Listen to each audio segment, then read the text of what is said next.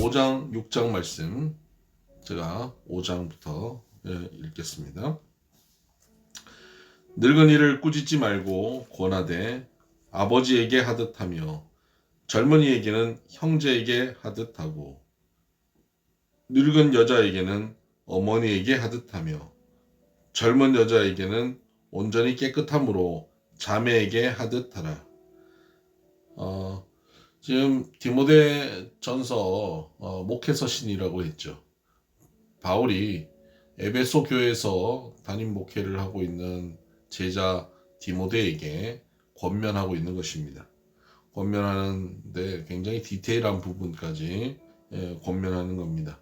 교인들 중에 노인은 어떻게 대할 것이고 청년들은 어떻게 대할 건지 늙은 여자와 젊은 여자를 어떻게 대하는지에 대한 것을 말하고 있는 겁니다. 그리고 나서 이제 이어서 나오는 말씀이 참 과부에 대한 이야기인데 우리 지금 이 시대의 문화로 생각하면 좀 어색한 부분이 있습니다. 그 당시에는 과부들이 많았고요.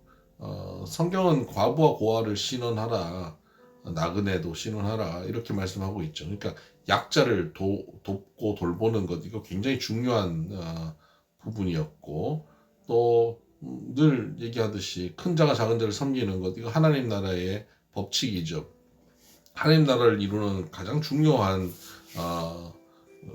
이념, 생각인 겁니다. 그런 차원에서 그 당시에 가장 약한 자는 과부였습니다. 그래서 교회 안에는 과부회 같은 게 있었습니다. 요즘으로 치면 여전도회 같은 것이죠.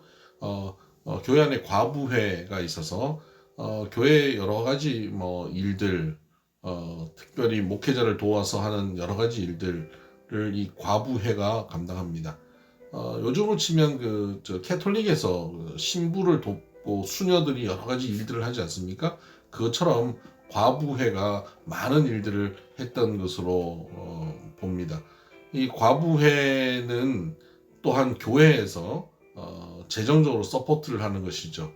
과부에 소속되어 있는 과부들은 교회의 여러 가지 일들을 감당하고 그리고 교회는 그들에게 재정적으로 도움을 주는 것입니다.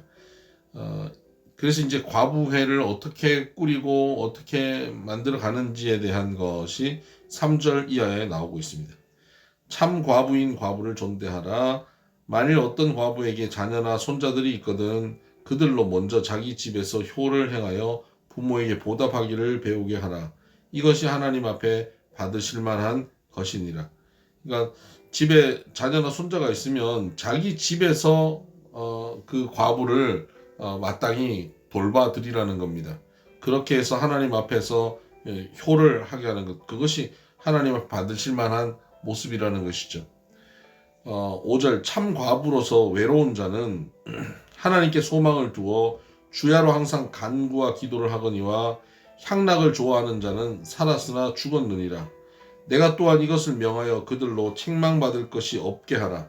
누구든지 자기 친족, 특히 자기 가족을 돌보지 아니하면 믿음을 배반한 자요 불신자보다 더 악한 자니라. 여기서 과부 가운데 자기 친족 중에 과부가 있고 가까운 가족 중에 과부가 있는데 돌보지 않고 과부회에 등록시키고 교회에서 돌보게 만드는 사람이 있다면 그것은 배반한 자고 믿음을 배반한 자고 불신자보다 더 악한 자다라고 말씀하고 있는 겁니다. 9절 과부로 명부에 올릴 자는 나이가 60이 덜 되지 아니하고 한 남편의 아내였던 자로, 그러니까 60 이상인 것이죠.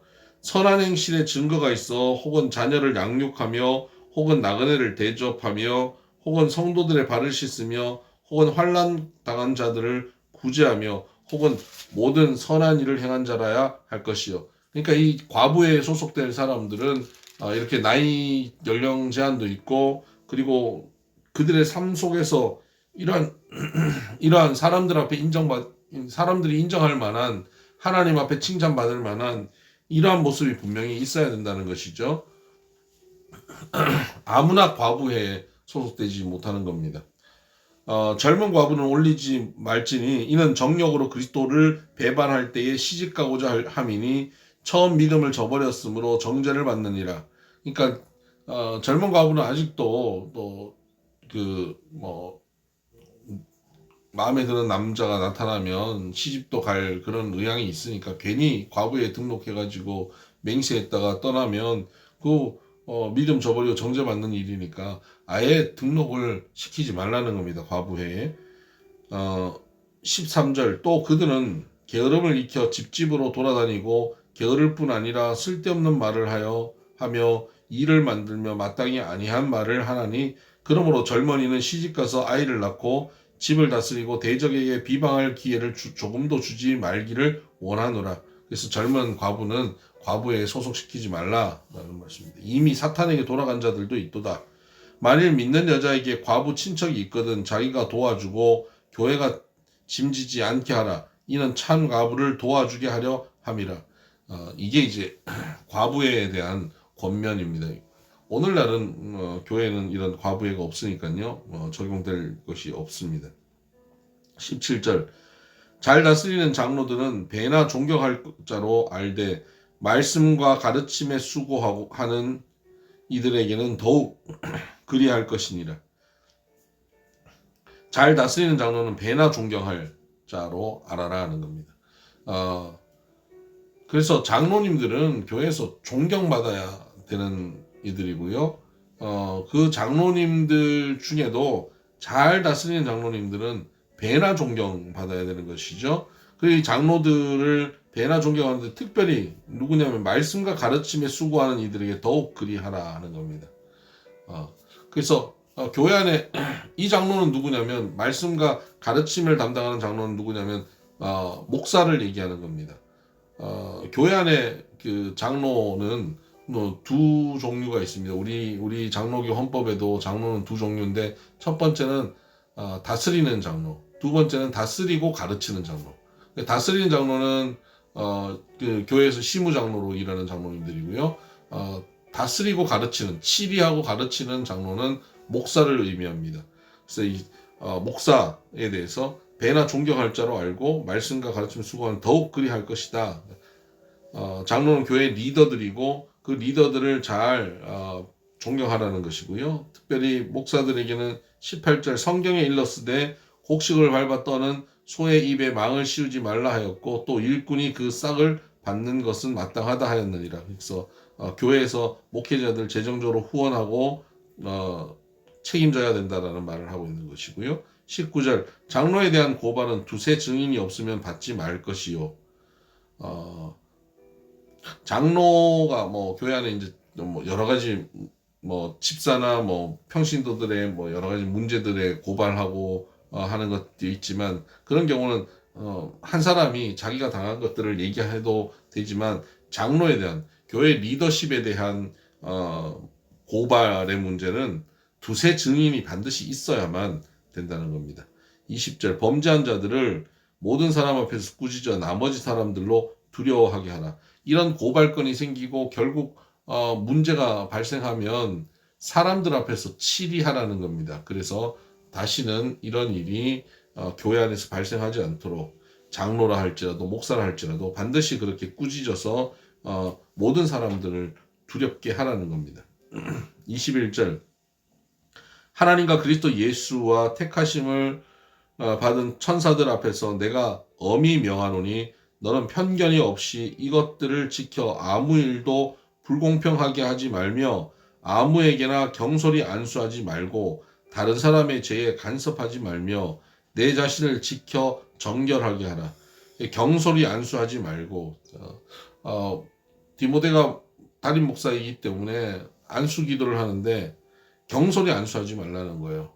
이 안수 기도라고 하는 것은 굉장히 귀한 것입니다. 하나님의 은혜와 능력과 은사가 이 안수를 통해서 나타나게 되어 있습니다. 그래서 안수를 경솔히 하지 말라는 거예요. 아무나 자기가 죄를 회개하지도 않고 사모함도 없는 사람에게 함부로 안수해 주지 말라는 거예요. 이 안수는 그렇게 귀하고 강력한 것이에요. 그저 그냥 형식이 아니에요. 실제로 이 안수를 통해서 하나님의 능력이 나타나기 때문에 그렇습니다.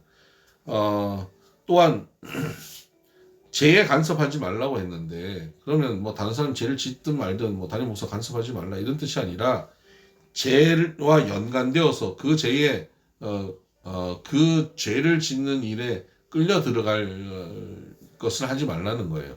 죄와 연결되어지지 말라는 겁니다.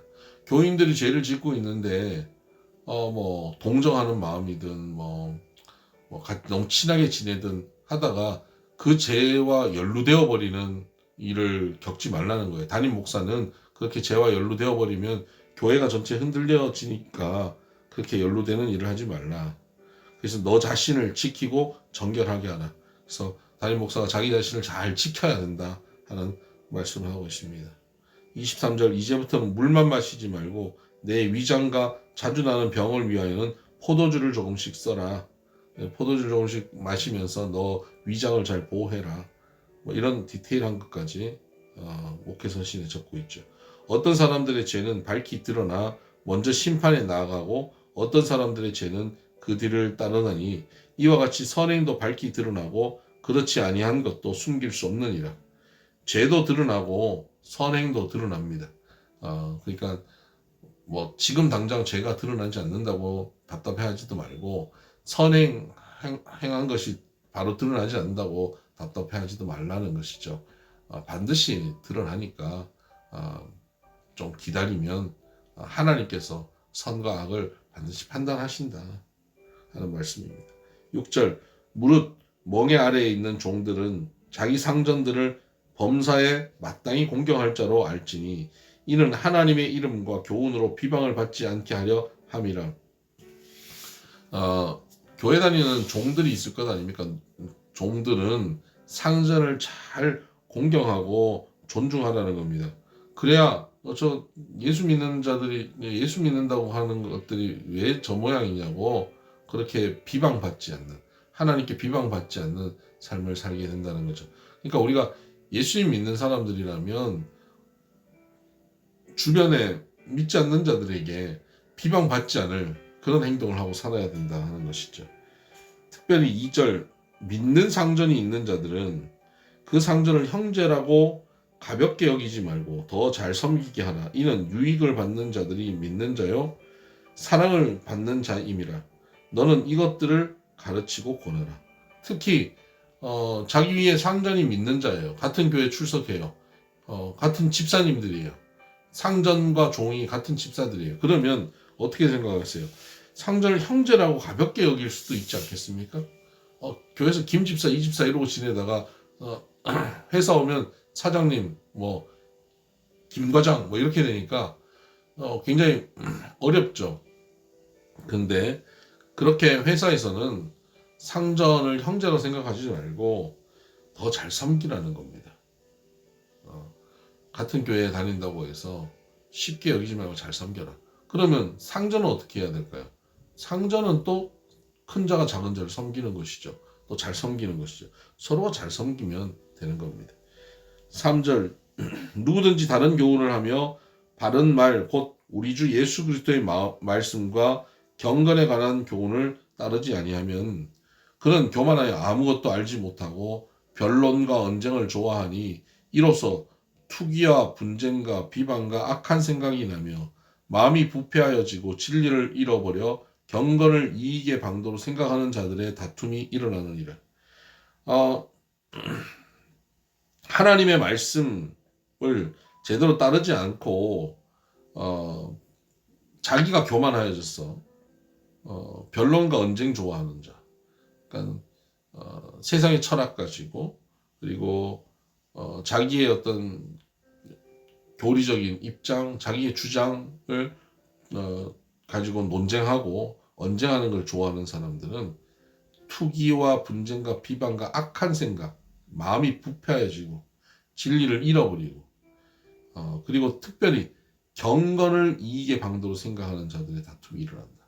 경건을 이익의 방도라고 생각한다는 게 뭐냐면요.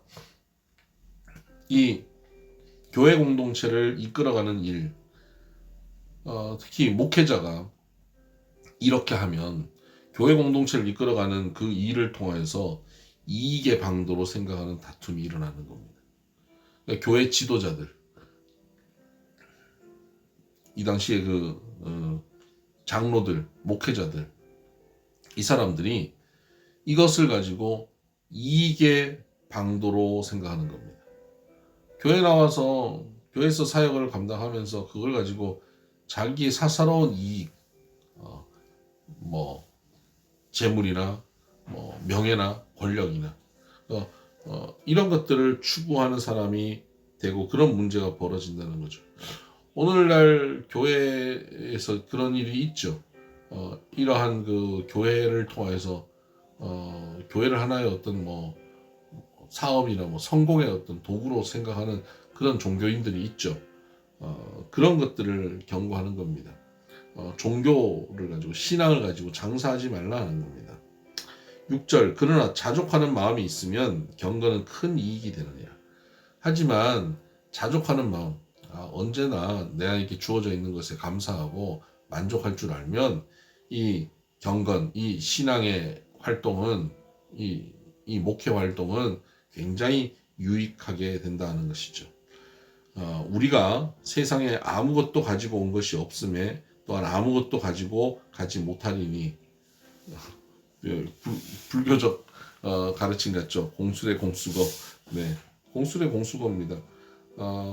8절 우리가 먹을 것과 입을 것이 있은즉 족한 줄로 알 것이니라. 오늘 우리가 먹을 것, 입을 것 있는 것 족한 줄로 알아라. 그것으로 감사해라. 내일 것은 내일 염려하는 거. 내일은 하나님께서 또 내일 주실 거예요. 우리가 내일 존재할지에 대해서도 우리는 모르니까요. 오늘 있는 것에 감사하고 사는 거예요. 9절 부하려 하는 자들은 시험과 올무와 여러 가지 어리석고 해로운 용심에 떨어지느니 곧 사람으로 파멸과 멸망에 빠지게 하는 것이라. 돈을 사랑함이 일만하게 뿌리가 되나니 이것을 탐내는 자들은 미혹을 받아 믿음에서 떠나 많은 근심으로서 자기를 찔렀도다. 돈을 사랑하는 것 이것이 일만하게 뿌리가 된다. 11절 그래서 바울은 디모데에게 이렇게 최종적으로 권면합니다. 오직 너 하나님의 사람아 이것들을 피하고 위에 나와 있는 변론과 언쟁을 좋아하고 교만한 것, 마음이 부패해진 이런 것들 피하고 돈 사랑하는 것 이런 것들 피하고 의와 경건과 믿음과 사랑과 인내와 온유를 따르며 이거 예수님의 성품이거든요. 예수님의 성품 성령의 열매를 추구하고 따르라는 겁니다. 그리고는 믿음의 선한 싸움을 싸우라. 성령의 열매를 추구하고 예수님의 성품을 추구하여 따르면서 믿음의 선한 싸움을 싸우라. 그러니까 우리의 신앙의 여정, 목회의 여정은 선한 싸움을 싸우는 거예요. 선한 일은 그냥 이루어지는 게 아니에요. 우리 안에 구원의 일은 그냥 이루어지는 게 아닙니다. 전쟁터입니다. 오늘도 내 안에 이 선한 일, 구원의 일이 이루어져 가는데 내가 성화되어져 가고 하나님 나라를 내 삶 가운데 이루기 위해서는 전쟁이 벌어지는 거예요. 하나님 나라가 있고 마귀의 나라가 있는 겁니다. 죄의 나라가 있어요. 하나님의 나라의 입장에서 죄의 나라와 싸워서 선한 싸움을 싸워서 전쟁터에서 이것을 이기고 여기 하나님 나라를 이루어내야 되는 것입니다. 이것은 힘과 무슨 무력으로 숫자로 세력으로 이기는 게 아닙니다. 이것은 하나님의 말씀, 기도로 이기는 겁니다. 전신갑주를 입고 나가는 것입니다. 그리고 하나님의 공급하시는 사랑과 지혜로 감당하는 것이죠. 그리고 영생을 취하라. 영생을 취하는 게 뭡니까? 하나님을 깊이 알아가는 겁니다. 하나님을 알고 예수님을 알고 하나님과 깊은 교제에 들어가는 것, 이게 영생을 취하는 것이죠. 이를 위하여 내가 부르심을 받았고, 그러니까 선한 싸움 싸우고 영생을 취하고 예수님의 성품을 따라가는 것을 위해 네가 부르심을 받았다. 그러니까 이 디모데의 부르심의 목적이죠. 너를 하나님께서 하나님의 자녀로 불러주시고 너를 목회자로 불러주신 목적이 여기 있다는 겁니다. 많은 증인 앞에서 선한 증언을 하였도다. 너는 그것 때문에 부르심을 받았고 많은 증인들 앞에서 선한 증언, 그러니까 목회자로 설 때 선한 증언했을 거 아닙니까? 이렇게 맹세하고 다짐했지 않겠습니까? 그들 앞에 신앙의 고백을 했지 않겠습니까? 그렇게 해서 너를 그렇게 세웠다. 라고 말씀하고 있습니다. 13절 만물을 살게 하신 하나님 앞과 본디오 빌라도를 향하여 선한 증언을 하신 그리스도 예수 앞에서 내가 너를 명하노니 우리 주 예수 그리스도께서 나타나실 때까지 흠도 없고 책망받을 것도 없이 이 명령을 지키라. 어떻게 하나님께서 주신 이 명령을 흠도 없고 책망받을 것도 없이 지킬 수 있겠습니까? 이렇게 말하는 바울은 지켰을까요? 아닐걸요. 바울도 그렇게 못했죠. 그런데 이것이 방향이어야 돼요. 흠도 없고 책망받을 것도 없는 삶을 살아가는 것이 우리의 목적이어야 돼요. 뭐 이 정도면 됐지. 아니요. 우리의 삶은 흠도 없고 책망받을 것도 없는 삶을 살아가야 되죠. 그럼 흠도 없고 책망받을 것도 없는 삶은 우리가 살 수 있을까요? 못 살아요. 그래서 어떻게 해야 됩니까? 내 안에 그리스도께서 사셔야 되는 겁니다. 성령께서 내 안에 오셔서 통치하셔야 됩니다. 오늘도 날마다 주님께서 하나님께서 내 안에 주권자, 주관자, 통치자, 왕 되셔서 다스리실 때 흠없고 책망받을 것 없는 이 명령을 지키는 삶을 살 수 있게 되는 것입니다. 15절 기약이 이르면 하나님이 그의 나타나심을 보이시리니 하나님은 복되시고 유일하신 주권자이시며 만왕의 왕이시며 만주의 주시요 오직 그에게만 죽지 아니함이 있고 가까이 가지 못할 빛에 거하시고 어떤 사람도 보지 못하였고 또 볼 수 없는 이시니 그에게 존귀와 영원한 권능을 돌릴지어다. 아멘.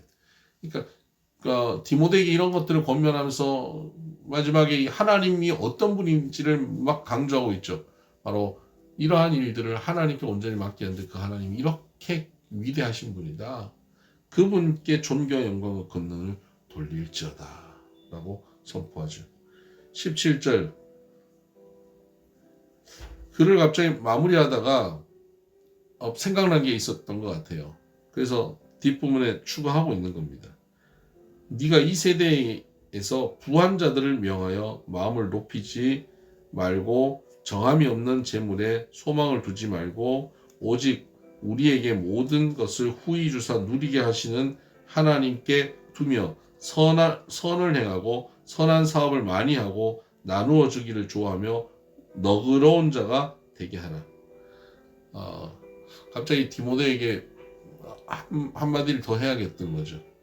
참, 이 세대 가운데 부한 자들이 있지. 그 부한 자들을 특별히 사역을 할 때 어떻게 해야 되느냐? 부한 자들이 재물에 소망 두지 말고 하나님께 소망을 두고 선을 행하고 선한 사업을 할 수 있도록 많이 나누어 주고 너그러운 자가 되도록 그렇게 해라. 부자들은 그렇게 많이 나눠주고 너그러운 자가 되도록 그렇게 목회를 네가 해서 그들이 그 일에 참여하게 해라. 19절 이것이 장래에 자기를 위하여 좋은 터를 쌓아 참된 생명을 취하는 것이니라. 부자는 그 부유한 그 재물이 많은 것이 그들에게는 달란트예요.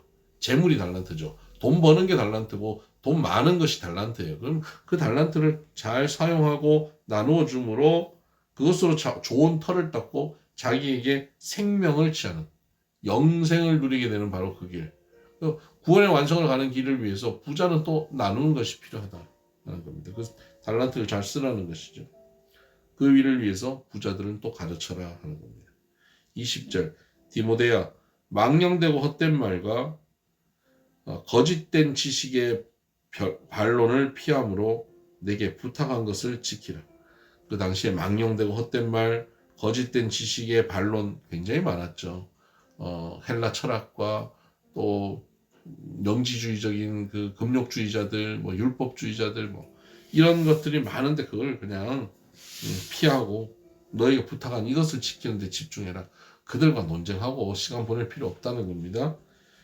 21절 이것을 따르는 사람들이 있어 믿음에서 벗어났느니라. 은혜가 너희와 함께 있을지어다. 아멘. 오늘도 우리의 삶 가운데 하나님을 온전히 모시고 주님을 왕으로 모시고 성령을 의지하고 살아가서 흠도 없고 책망받을 것도 없는 그런 하나님의 사람들로 선한 싸움을 싸우고 영생을 취하는 우리 모두 되기를 주의 이름으로 축복합니다. 샬롬.